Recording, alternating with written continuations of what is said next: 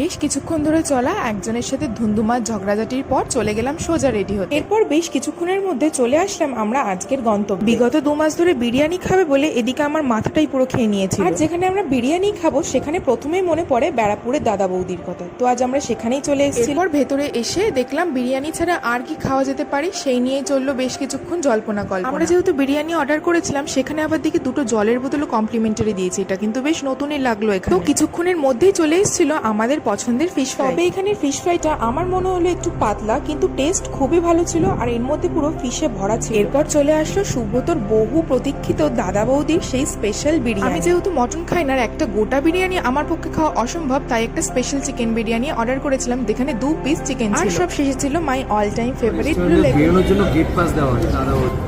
তবে আর ছোটখাটো ঝগড়াঝাটির পর বড়সড় পেট পুজো করে চলে গেলাম বাড়ি। ভিডিওটা যেখানেই শেষ করলাম। ভালো লাগলে লাইক, শেয়ার এন্ড সাবস্ক্রাইব করো। টাটা।